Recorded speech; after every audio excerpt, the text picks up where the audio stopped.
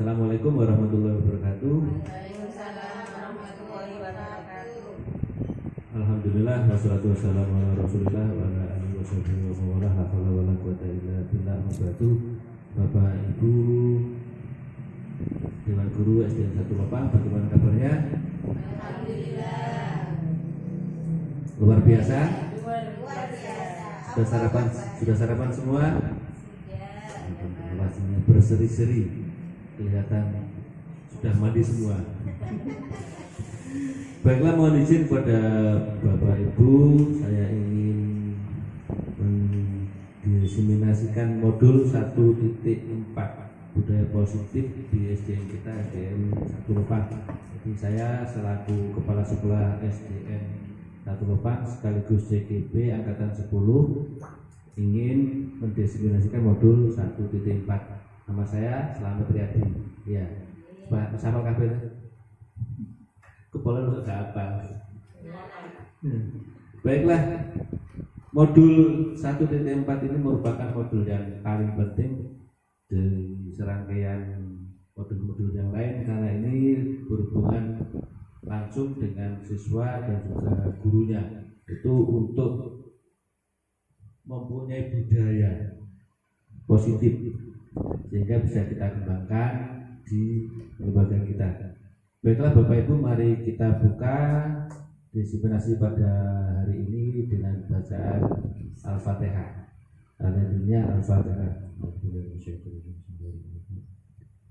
Ya karena betulnya bersedia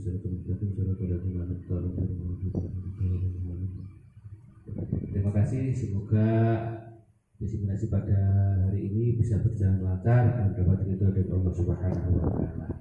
Bapak Ibu hebat, pada pagi hari ini sebelum kita masuk ke materi, kita akan briefing dulu yang mana untuk mengembangkan konsentrasi kita.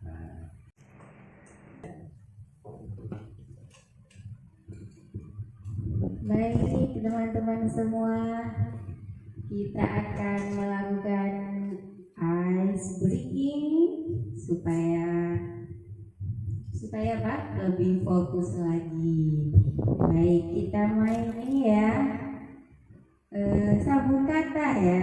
Kita nyanyi gimana itu? Sedang apa ya? Sedang apa gitu ya. Nanti yang pertama adalah Bu Asna, kemudian Bu Ira, kemudian dilanjutkan Pak Ferdi, Bu Tia dan Bu Amal. Oke, siap Bapak Ibu semua? Siap. Pak Selamat ikut apa? Ikut apa? Sedang apa? Sedang apa? Sedang apa sekarang? Sekarang sedang apa? Sedang apa sekarang?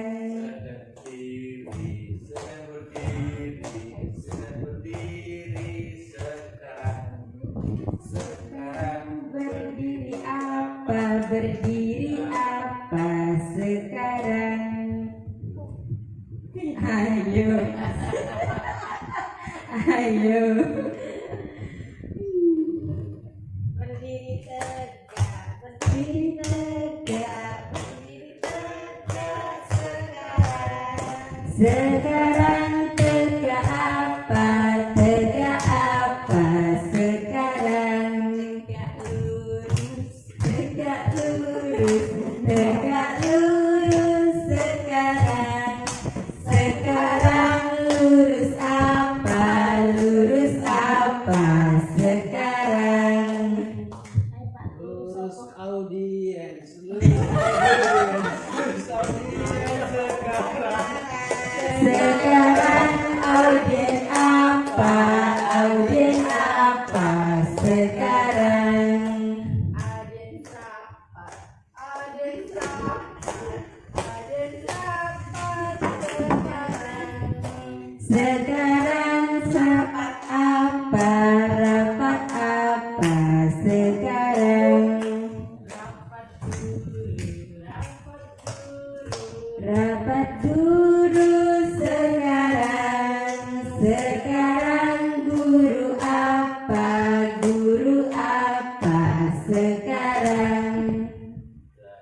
Sudah oke.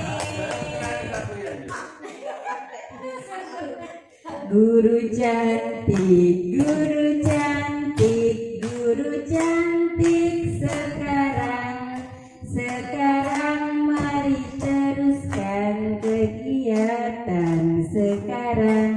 Terima kasih. Tepuk tangan untuk Bu Ina yang telah memberikan SBY pada hari ini. Terima kasih Bu Ina atas SBY-nya, bisa membuat kita semakin cerah.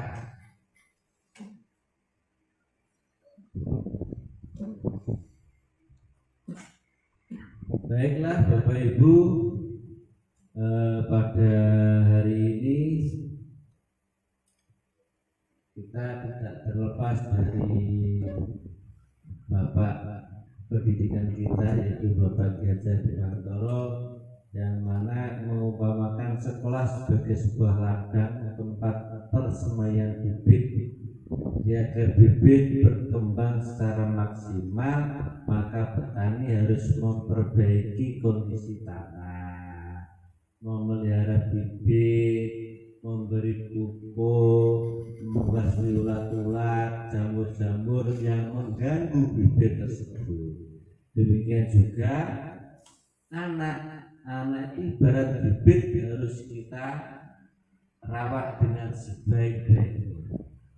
Harus kita kasih pupuk, kita kasih nutrisi supaya berkembang sesuai dengan bakat dan minatnya. Seperti itu. Jadi guru itu tugasnya mengantarkan anak kepada tujuan. Supaya apa? Supaya hidup bahagia baik di dunia dan akhirat. Itu adalah tugas kita sebagai bapak dan ibu guru. Kemudian aksi nyata ini adalah bertujuan menumbuhkan budaya positif di sekolah dengan meyakini nilai-nilai kebajikan universal, serta menciptakan murid yang merdeka dan mempunyai disiplin kuat sesuai dengan profil pelajar Pancasila. Jadi kita ingin budaya itu kita ciptakan dengan cara apa? Kegiatan pembiasaan yang terus menerus, sehingga apa? Ketika kita bisa terus menerus continue, itu akan menciptakan budaya positif di lembaga kita. Tentunya harus sesuai dengan profil pelajar Pancasila. Tolak ukur keberhasilan yaitu siswa dapat melaksanakan keyakinan kelas yang telah disepakati bersama dengan kesadaran diri dan penuh tanggung jawab. Kemudian ada rencana perbaikan, mengevaluasi kesepakatan kelas yang telah dilakukan secara berkala, menempatkan diri pada posisi kontrol manajer secara konsisten dan berkelanjutan, menerapkan segitiga restitusi pada setiap masalah yang ada, kemudian berkolaborasi dengan semua pihak demi terwujudnya budaya positif. Seperti itu Bapak Ibu. Untuk mewujudkan budaya positif maka perlu dukungan dari berbagai macam pihak. Jadi kita harus ada dukungan dari murid, dari guru, orang tua, supaya apa? Supaya masyarakat yang ada di sekitar atau warga sekolah ini sama-sama bekerja sama untuk menciptakan yaitu budaya positif di sekolah ini.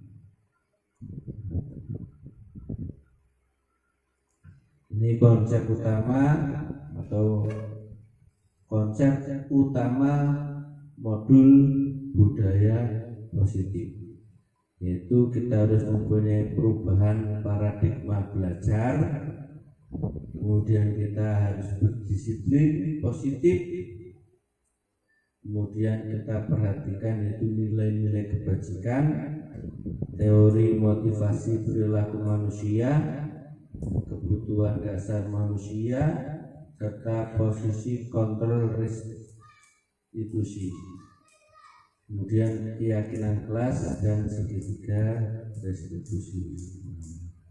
Materi pertama yaitu tentang perubahan paradigma belajar. Bapak Ibu yang saya hormati, untuk perubahan paradigma belajar ini kita harus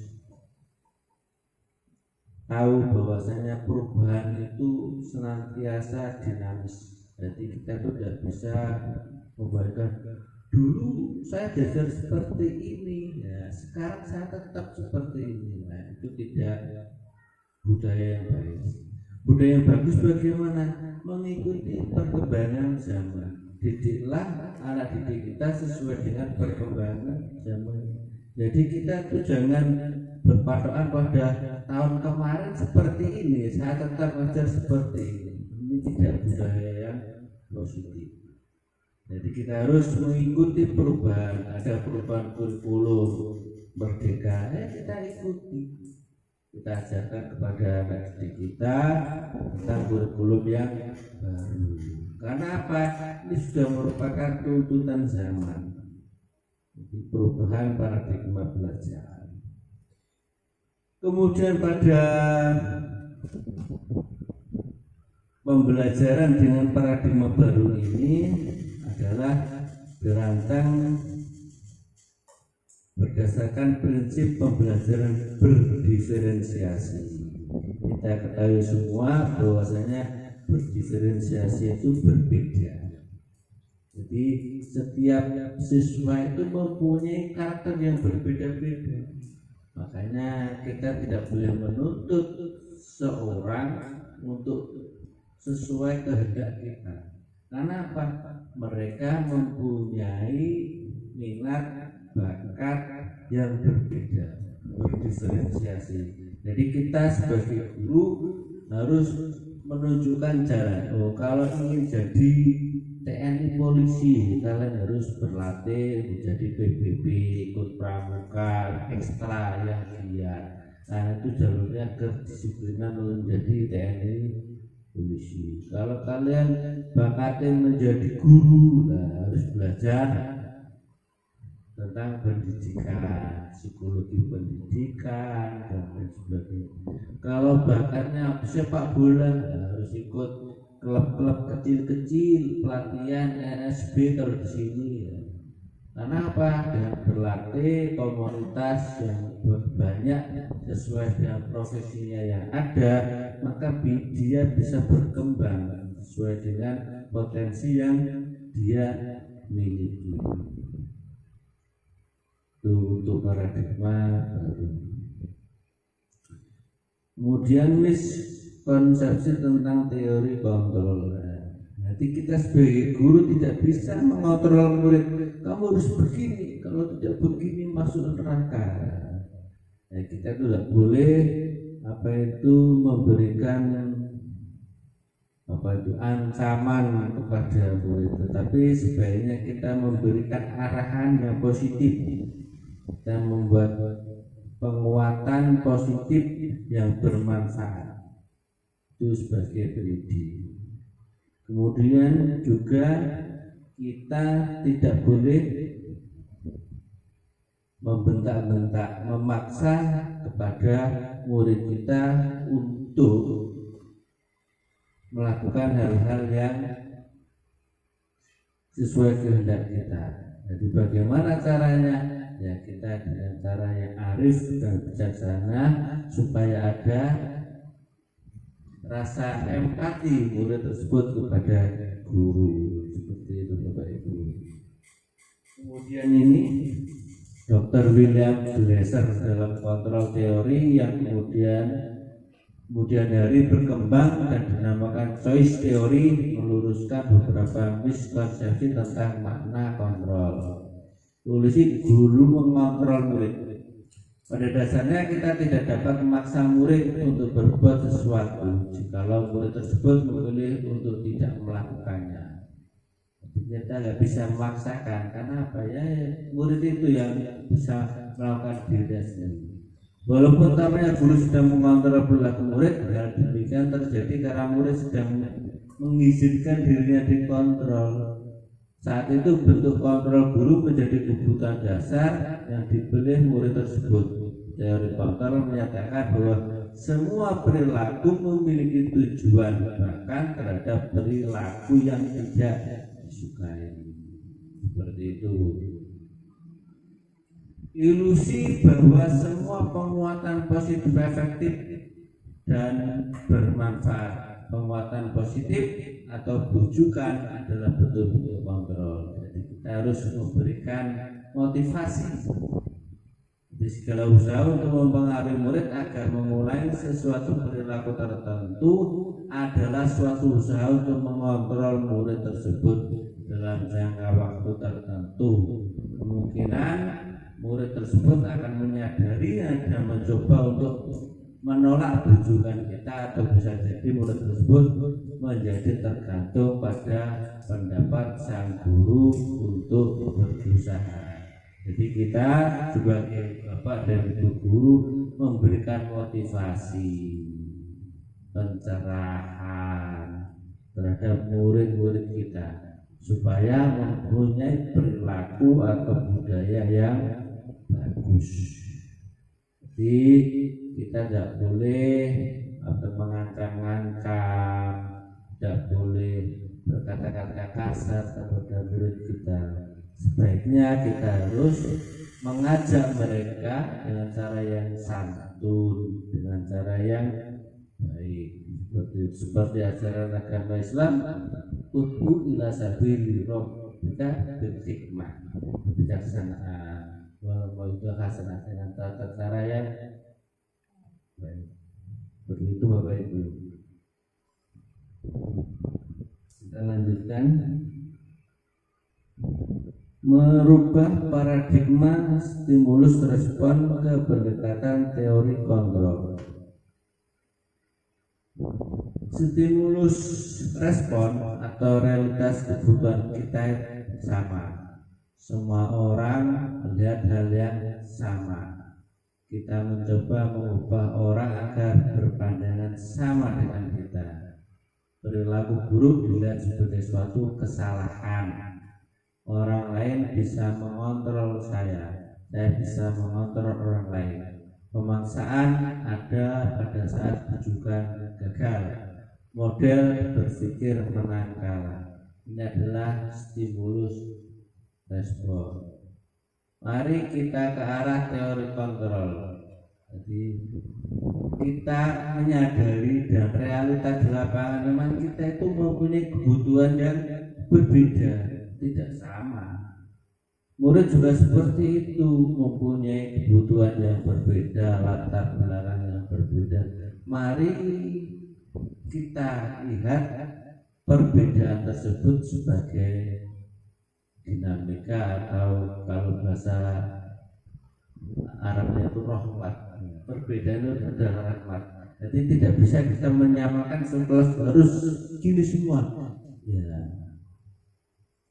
Jadi kebutuhan kita berbeda, setiap orang memiliki gambaran yang berbeda. Karena kita mempunyai latar belakang, sehingga pola pikir, pandangan kita juga berbeda.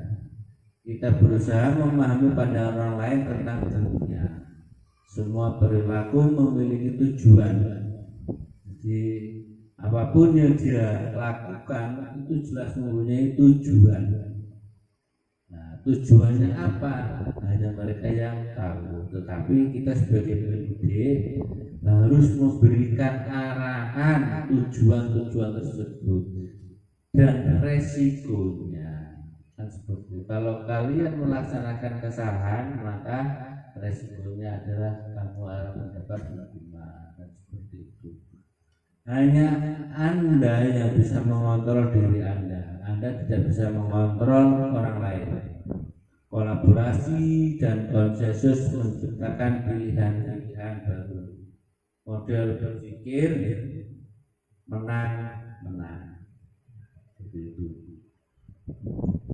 Kemudian materi kedua yaitu tentang disiplin positif.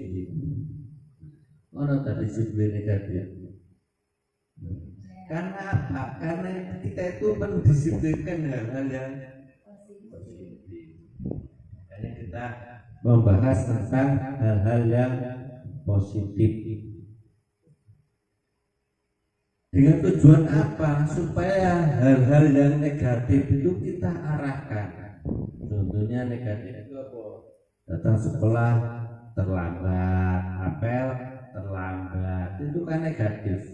Mari kita luruskan dengan cara memberikan pengarahan, memberikan pengetahuan, memotivasi supaya disiplin dalam hal berangkat ke sekolah.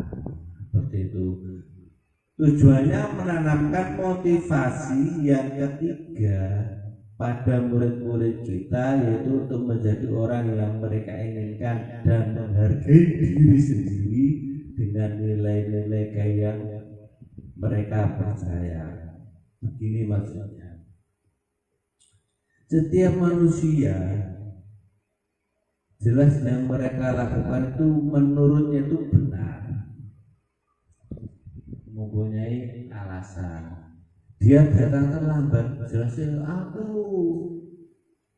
karena tadi malam ada acara hajatan orang tua sehingga saya tidak bisa tidur, sehingga karipan, sehingga berangkatnya terlambat. Dia kan mempunyai alibi jelas seperti itu alasannya. Nah, makanya kita tidak boleh serta-merta memarahi kamu itu jangan terlambat, kamu harus begini, dia marah dan sebagainya. Dan kita pakai cara yang baik. Dengan cara apa ya? Kita sebagai siswa harus mentaati peraturan yang ada. Masuk pukul 7 harus pukul 7. Kalau tidak, maka itu merupakan menyalahi aturan, dan menyalahi aturan itu tidak baik atau negatif. Kita arahkan positif. Caranya bagaimana? Kita kasih solusi, tidak hanya sekedar marah-marah karena ada yang terlambat. Ya, kita harus bisa membagi waktu, kapan harus tidur, kapan berangkat. Kalau mandinya jangan lama-lama, makanya jangan lama-lamakan seperti itu supaya tidak terlambat datang ke sekolah. Dia Gosen dalam bukunya Restructuring School Disiplin 2001 menyatakan bahwasanya arti dari kata disiplin berasal dari bahasa Latin disciplina, yang artinya belajar. Karena apa? Karena berdisiplin itu tidak bisa langsung. Ya, kita belajar. Kalau di dalam Islam itu istiqomah, itu disiplin. Yes, bendino ajat tiap hari, itu namanya berdisiplin.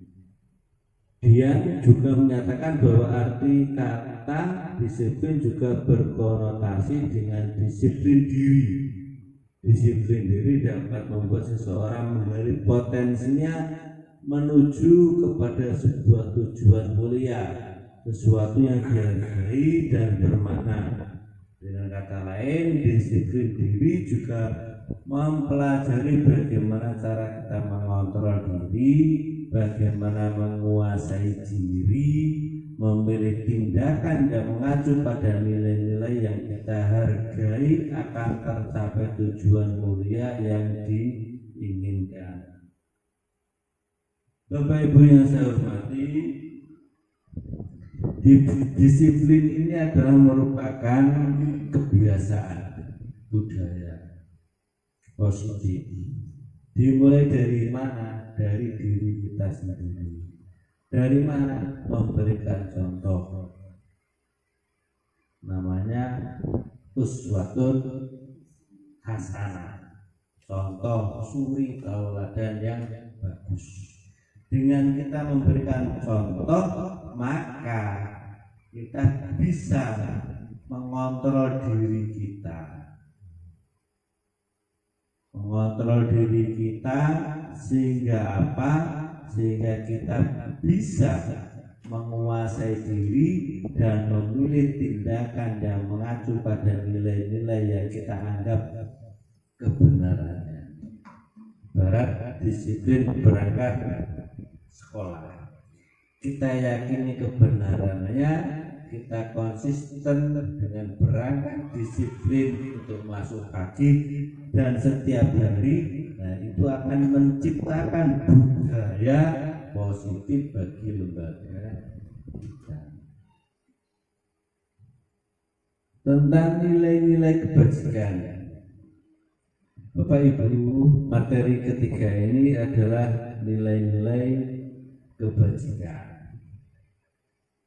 Ini penting kita ketahui bersama bahwasanya kebajikan itu harus kita ambil. Karena apa? Hidup ini adalah menebar kebajikan. Jangan sebaliknya, menebar kejahatan, menebar itu tidak dibenarkan. Untuk itu harus kita mengetahui nilai-nilai yang mana yang baik, mana yang buruk. Sesuai dengan insting manusia itu dilahirkan semuanya pengen baik. Walaupun bapaknya pencuri, kamu kira anaknya cita-cita jadi pencuri. Nah, kalau mana kayak bapak ya tidak kondang, nggak mungkin. Sak nakal-nakal bapak itu tahu mana baik, mana buruk. Karena apa? Kita manusia itu ada insting naluri baik buruk. Itu sudah ada sejak zaman kita dilahirkan itu sudah.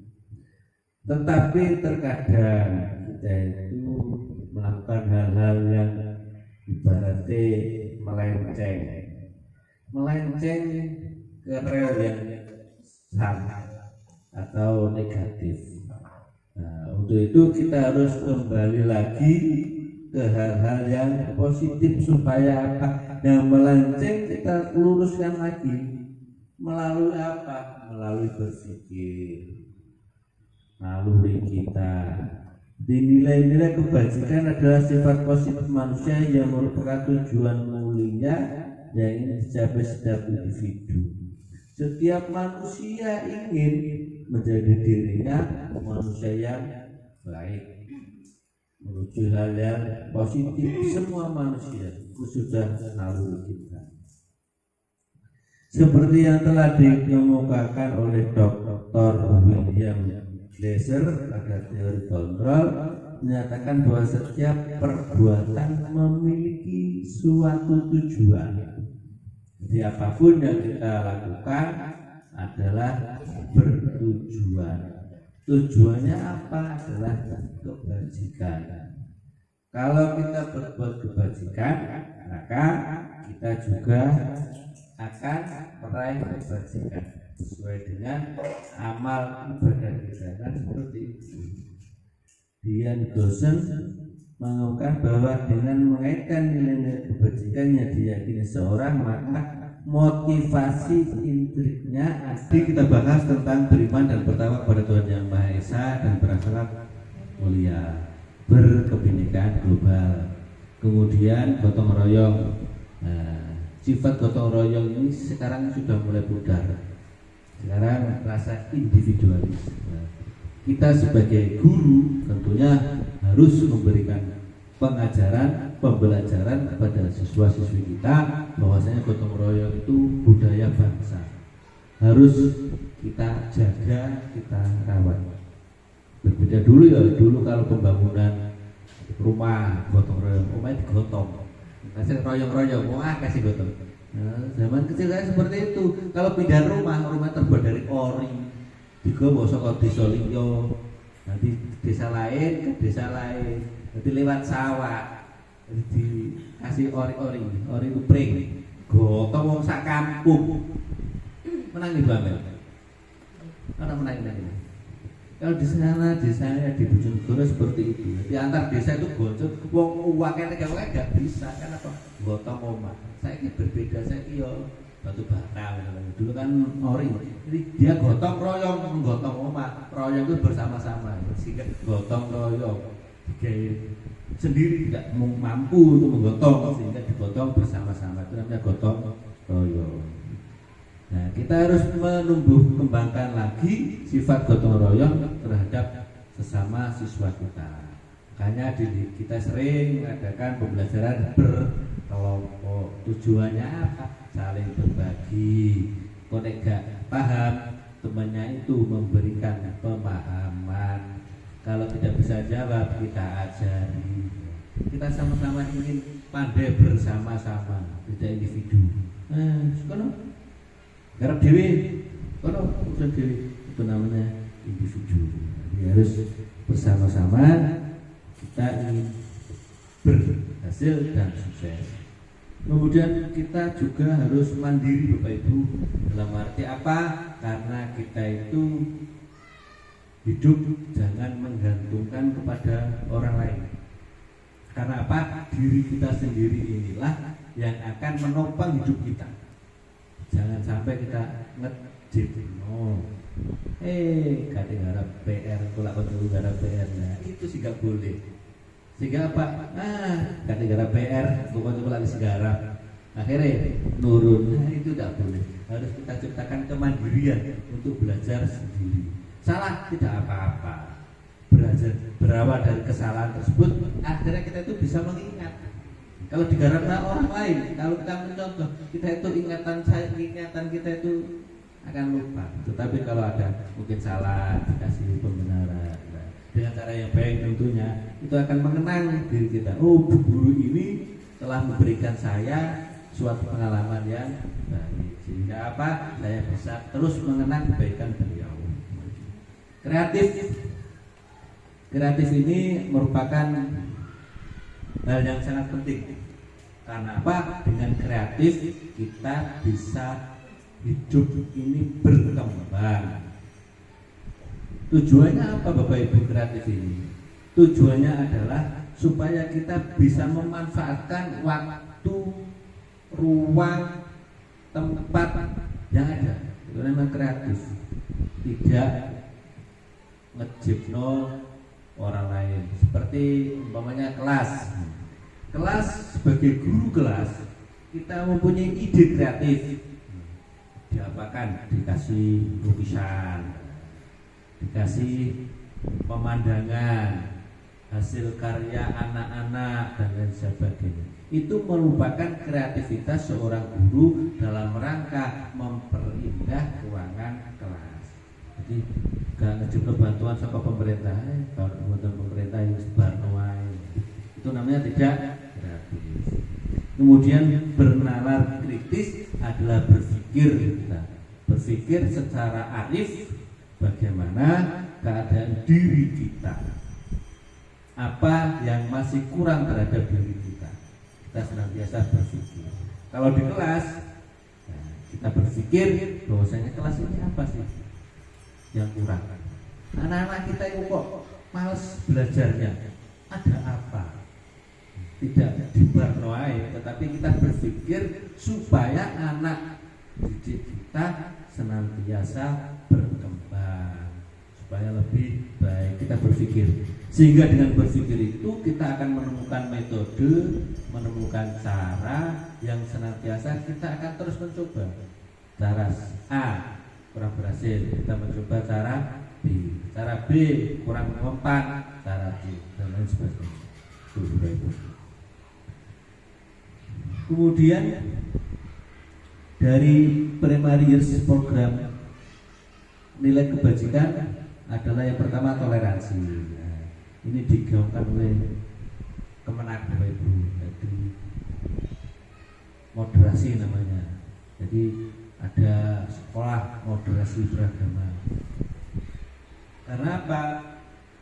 Dikhawatirkan anak-anak itu terkontaminasi dengan paham-paham radikalisme, sehingga menganggap dia yang lebih baik, yang lain kafir. Lah itu bahaya sekali. Makanya kita harus toleransi antar beragama dan sesama agama. Karena apa? Di dalam agama itu juga banyak perbedaan, ada golongan, ada madhab. Itu semua harus saling toleransi, tidak saling mengolok-olok. Apalagi dengan agama lain juga harus kita hormati. Kepercayaan orang lain harus kita hormati. Jadi kita tidak boleh memaksakan dan menganggap orang lain itu jelek atau salah. Kemudian yang kedua itu rasa hormat. Bapak Ibu, kalau kita ingin dihormati siswa, mari kita sayangi siswa, kita hormati siswa. Karena apa? Ketika kita menghormati siswa, maka sesungguhnya kita menghormati diri kita sendiri. Karena apa? Dengan menghormati siswa, menghormati teman, orang lain juga akan kembali kepada kita. Kalau kita dihormati, maka orang lain juga akan menghormati kita. Kemudian integritas. Integritas adalah tanggung jawab. Kita sebagai guru mempunyai tanggung jawab. Tanggung jawab apa? Tanggung jawab mencerdaskan kehidupan bangsa. Itu murid yang diamanahkan oleh orang tua kepada kita didik dengan sebaik-baiknya. Kita berikan motivasi, kita berikan ilmu pengetahuan, kita berikan teladan akhlak mulia dan lain sebagainya. Itu adalah merupakan integritas kita sebagai guru. Kemudian mandiri, supaya anak bersikap bisa belajar dengan kemandiriannya, kemudian menghargai sesama teman, antusias itu semangat dalam belajar. Kalau tidak semangat, bagaimana Bapak Ibu? Harus kita motivasi. Motivasi apakah perlu tiap hari? Perlu. Karena apa?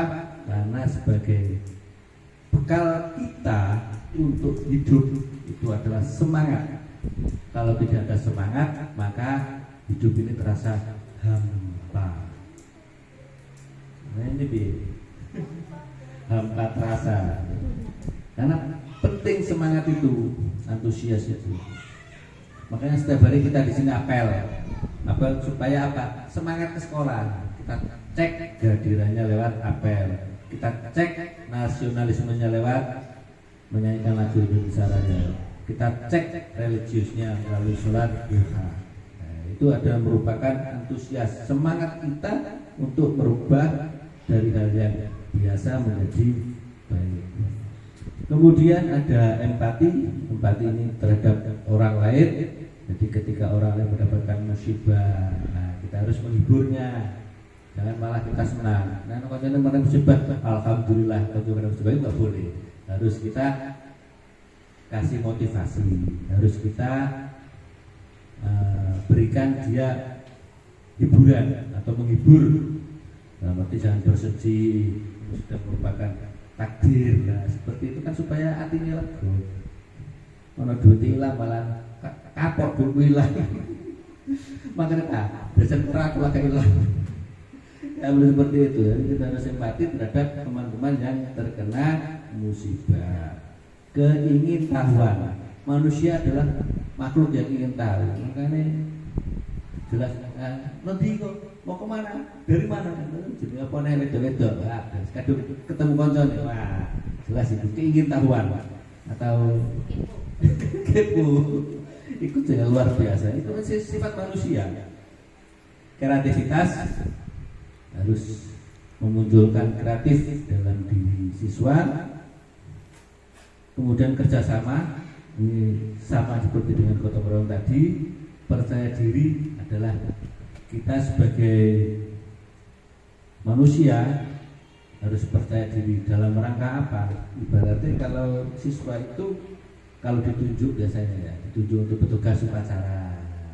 itu kan kurang percaya diri. Mbak, Ana besok jadi baru enggak Pak, saya enggak apa-apa. Itu sebagai guru harus memberikan motivasi percaya diri. Jadi tunjuk, siap laksanakan, kayak militer. Bisa kan ditunjuk, ayo jadi dirjen. Enggak Pak, tangan saya sakit, padahal tak apa-apa. Nah, karena apa? Rasa percaya dirinya itu kurang. Nah, guru itu harus menumbuhkan rasa percaya diri bahwa kamu itu bisa, kamu itu pandai, kamu itu ganteng, kamu itu luar biasa. Nah, seperti itu. Sehingga dengan kepercayaan diri itu bisa memotivasi diri melangkah ke depan dengan penuh percaya. Kemudian komitmen. Nah, yang paling penting ini komitmen. Komitmen ini dalam bahasa Arabnya adalah istiqomah. Jadi kita harus ajib. Jadi komitmen itu harus temenan, kita pegang teguh, kita laksanakan setiap hari. Itu ya komitmen. Kemudian ada lagi contoh nilai kebajikan 9 pilar karakter Indonesia. Itu cinta Tuhan dan segenap ciptaannya. Jadi ciptaannya berupa makhluk baik hidup ataupun mati harus kita cintai, kita rawat. Supaya apa? Supaya keberlangsungan hidup ini senantiasa seimbang dan terjaga. Kemudian kemandirian dan tanggung jawab, kejujuran, diplomatis. Diplomatis ini adalah gimana cara kita dengan orang lain berkolaborasi, berkomunikasi dengan cara yang santun, hormat, santun, dermawan, suka menolong, percaya diri, kreatif, pantang menyerah, kepemimpinan dan keadilan, baik dan rendah hati, toleransi, kedamaian dan kesatuan. Itu adalah merupakan contoh-contoh nilai kebajikan. Kemudian materi keempat yaitu tentang teori motivasi perilaku manusia. Bapak Ibu, manusia itu adalah makhluk yang unik. Uniknya bagaimana? Karena tidak bisa konsisten terkadang manusia. Supaya bisa konsisten harus dikasih motivasi. Kadang kan ini, saya api meneh wes lemes. Saya lemes, meneh semangat. Masih sekolah yang ngono, kadang semua ada di guru. Aku jadi dokter. Kok enak dari dokter, nyontak duit. Aku pengen jadi pramugari. Itu pesawat rono luar negeri. Kadang kan seperti itu. Aku pengen jadi apa ya? Biasanya jadi duit travel, biasanya healing terus. Cita-citanya kan ngono. Tetapi karena kita sudah memilih profesi kita sebagai ibu, maka kita harus senantiasa memotivasi diri kita sendiri. Terkadang kan orang jenenge belenger mulang terus. Belenger mulang dari kepala sekolah. Kayak mulai. Karena kepala sekolah belenger dari pengawas. Karena pengawas belenger dari korum belenger dari kepala dinas. Caranya ngono. Jadi Dan Gosen dalam bukunya Restructuring School Discipline menyatakan ada 3 motivasi perilaku manusia. Yang pertama untuk menghindari ketidaknyamanan atau hukuman. Jadi kita itu berdisiplin. Supaya apa? Supaya kita tidak dihukum. Boleh saja. Itu tataran ikhlas nomor 1. Jadi, supaya apa? Saya beribadah supaya naik surga atau masuk surga. Boleh. Saya beribadah supaya tidak masuk neraka. Boleh. Nah, seperti ini juga boleh. Jadi saya disiplin berangkat pagi karena saya supaya tidak dapat hukuman. Karena apa? Nek gak berangkat pagi, nggak bisa ceklok on time, gajinya dipotong. Selain ada seperti itu, ceklok telat, gajinya dipotong atau tidak dapat tunjangan makan dan sebagainya. Jadi, sehingga apa? Berangkat pagi atau disiplin karena takut akan hukuman. Kemudian untuk mendapatkan imbalan atau penghargaan dari orang lain. Ketika kita disiplin, maka kita akan mendapatkan reward, penghargaan. Berkat dari apa? Ya, dari orang lain, dari atasan, itu kasih dan lain sebagainya. Anak juga seperti itu. Anak sing wakas kan, kamu pandai, kamu akas. Misalnya kan kita dapat pujian, kita akan memberikan pujian kepada anak kita yang datangnya tertib atau disiplin. Kemudian untuk menjadi orang yang mereka inginkan dan menghargai dirinya sendiri dengan nilai-nilai yang mereka percaya. Jadi ketika saya berperilaku baik seperti ini, maka saya akan menguntungkan diri saya sendiri baik di dunia atau di akhirat. Itu adalah merupakan kepercayaan diri untuk berdisiplin. Jadi itu adalah motivasi yang mendorong kita supaya kita berperilaku baik. Kemudian untuk menghindari ketidaknyamanan atau hukuman adalah tingkat rendah dari motivasi. Yes, pokoknya melaksanakan kewajiban. Berarti kalau agama Islam sholat ya sementing gugurno kewajiban. Bluk aman, sementing 5 waktu. Ya rapat dirasakno koyo aku. Sholat sepenting sholat. Supaya apa? Supaya tidak masuk neraka. Ini adalah merupakan tingkat terendah dari motivasi perilaku manusia. Biasanya orang yang motivasi perilakunya untuk menghindari hukuman atau ketidaknyamanan akan bertanya, apa yang akan terjadi apabila saya tidak melakukannya?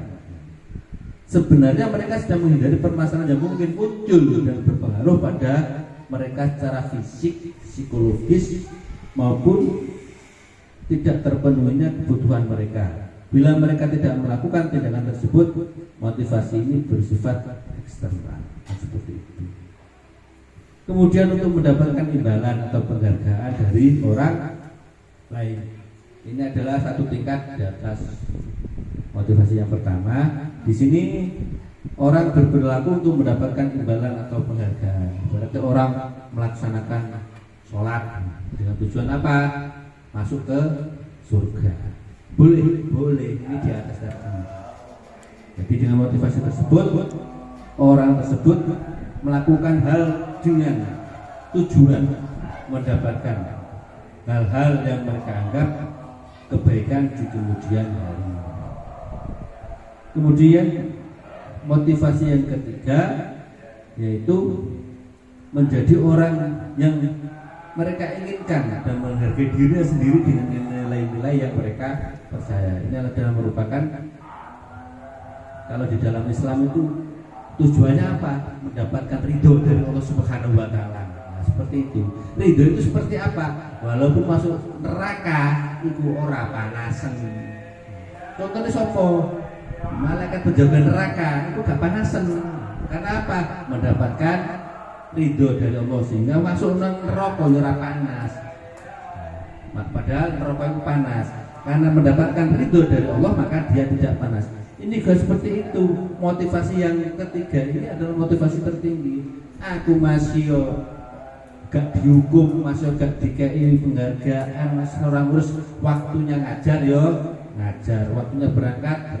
Masih ono kepala sekolah kalau tetap sesuai dengan jadwal ya. Ada itu namanya disiplin positif yang perilakunya bersifat internal. Jadi dimulai dari diri sendiri untuk merubah, membiasakan hal yang lebih baik. Konsep disiplin dengan identitas gagal karena apa? Karena takut hukuman, karena mengharap penghargaan. Ini adalah konsep disiplin yang akan mendapatkan identitas kegagalan. Kemudian konsep pilihan disiplin dengan identitas sukses adalah konsekuensi dan restitusi. Kemudian Bapak Ibu, hukuman adalah bersifat tidak terencana atau tiba-tiba. Bahkan ada anak kan ruame kadang langsung begini sini, kamu menghafalkan surat Yasin secara tiba-tiba, itu namanya hukuman. bersifat satu arah. Jadi hanya guru yang memberikan, tidak ada murid menawar. Itu namanya hukuman. Murid hanya menerima suatu hukuman tanpa melalui suatu kesepakatan atau pengarahan dari pihak guru, baik sebelum atau sesudahnya. Karena apa? Biasanya kan kita sebelum memulai pelajaran kita mengadakan kesepakatan kelas. Kalau yang rame nanti bagaimana?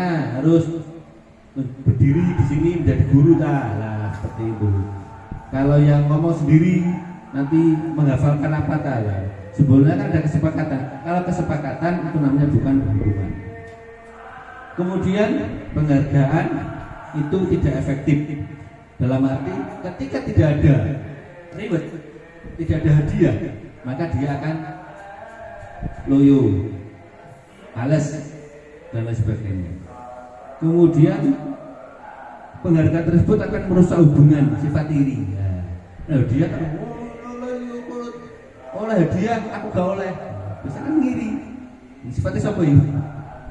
Nek konten hadiah, aku gak oleh, sampean oleh. Harus jajan akeh, aku gak oleh. Nah. Kemudian mematikan kreativitas. Wong wis males, gak oleh hadiah, jadi tambah males ya. Salah paling. Jalan sehat ya kurang bener kok. Bisa kan jalan sehat lah, kalau gak oleh hadiah, salah akhirnya apa?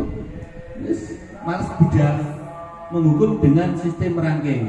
Sistem ranking, kan kemarin itu nggak diperbolehkan untuk ranking kelas, karena setiap siswa itu mempunyai kelebihan sendiri. Jadi ranking kan pengetahuan itu, keterampilan itu, kan merampas hak untuk menghargai dirinya.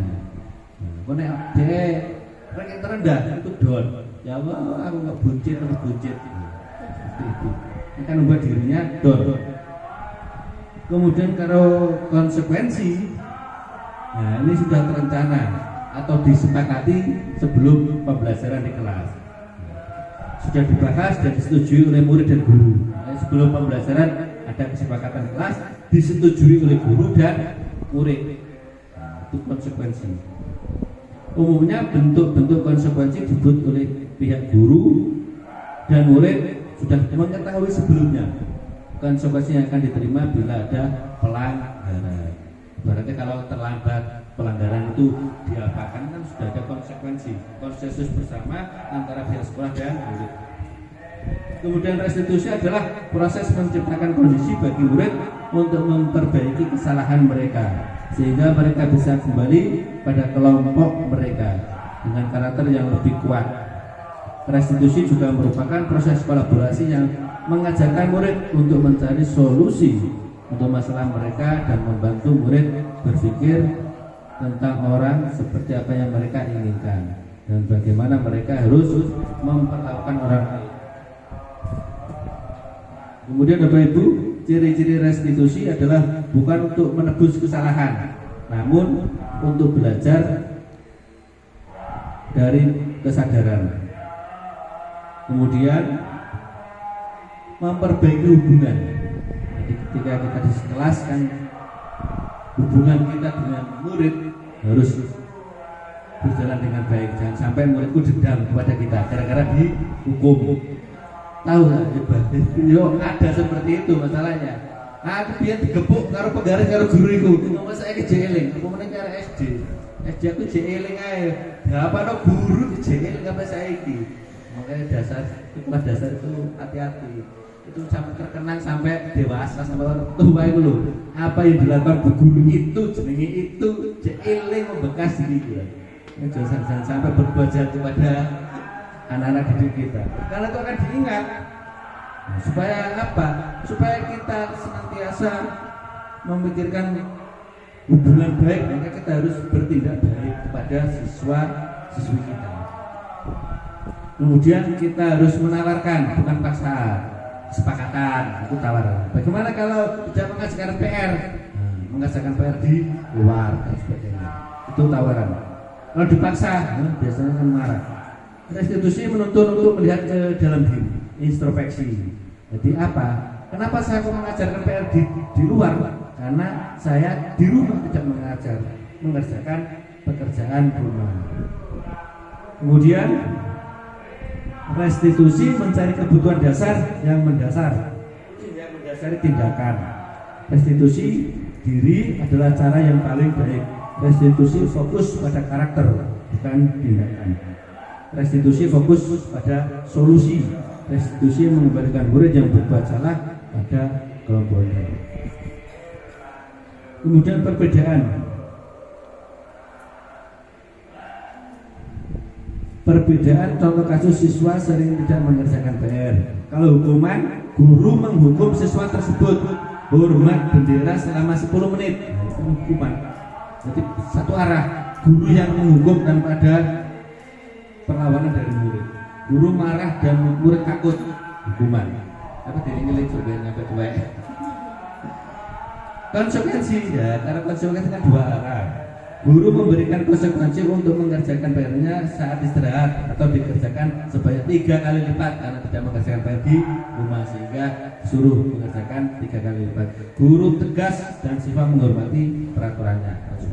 Kemudian kalau restitusi adalah guru menanyakan keyakinan kelas dirinya dan membantu siswa menyelesaikan masalahnya. Guru terbuka dan siswa menghormati dirinya dan orang lain.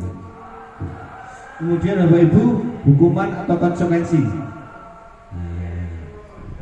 Ini ada tabel mencatat 100 kali dalam buku kalimat. Saya tidak akan terlambat karena terlambat sekolah. Ini masuk hukuman atau konsekuensi?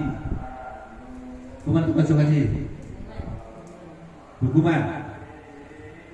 Hukuman karena tidak ada kesepakatan sebelumnya.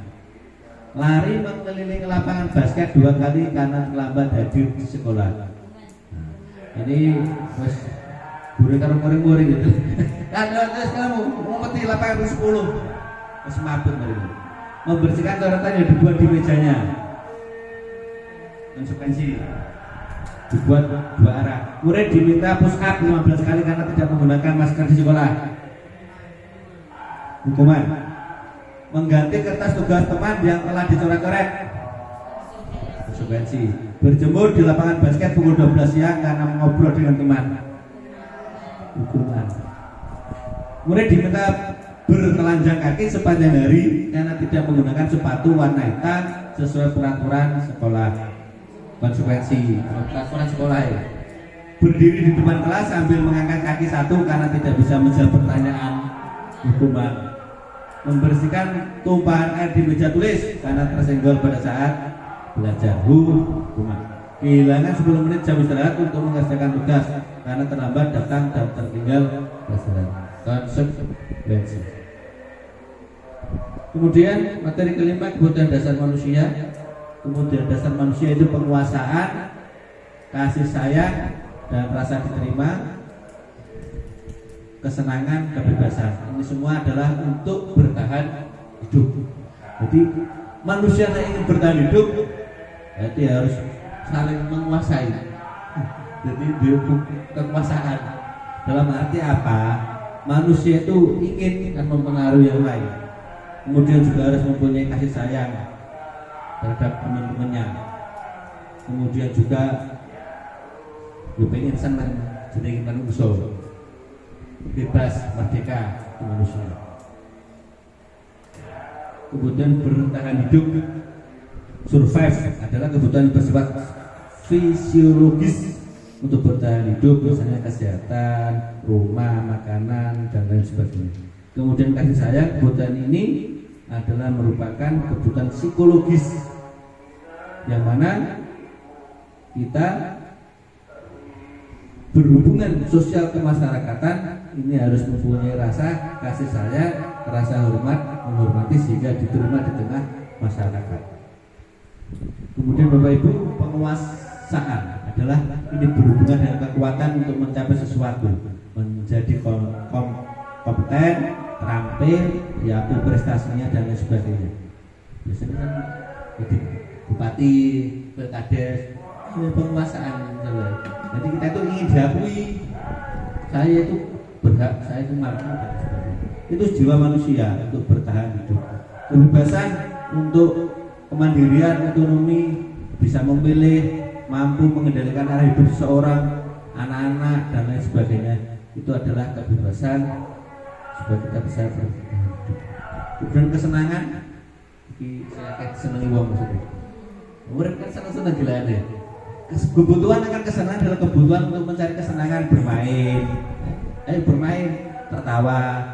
Bayangkan hidup tanpa kenikmatan apapun betapa menyedihkan. Jadi pengennya hidup ini senang. Itu juga kebutuhan manusia.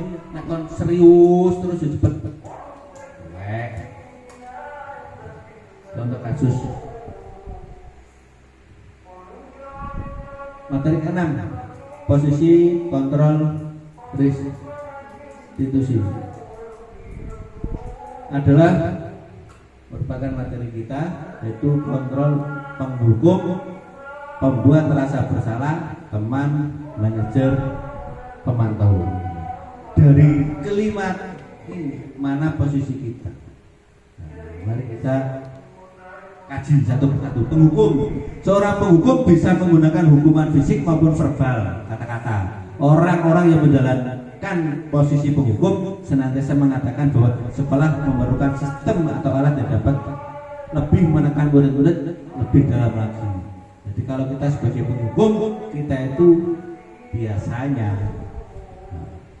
memberikan yang tidak sesuai dengan ini harus dihukum secara fisik ataupun dengan verbal. Hukum. Kalau kita posisi menjadi teman, guru pada posisi ini tidak akan menyakiti murid, namun akan tetap berupaya mengontrol murid melalui persuasi. Ketika ada murid yang tidak baik, maka kita dikasihkan jalan yang baik, kita kasih pengarahan dan lain sebagainya. Teman.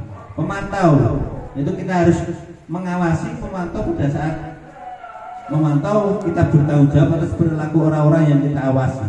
Posisi pemantau ini berdasarkan peraturan dan konsekuensi dengan menggunakan sanksi dan konsekuensi.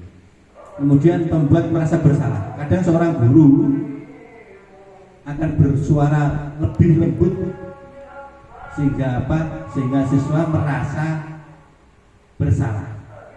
Jadi rasa bersalah akan menggunakan keheningan yang membuat orang lain merasa tidak. Ibu, ini tahapan terakhir itu tahapan segitiga restitusi, yang mana ini ada menstabilkan identitas, validasi tindakan yang salah, menanyakan keyakinan.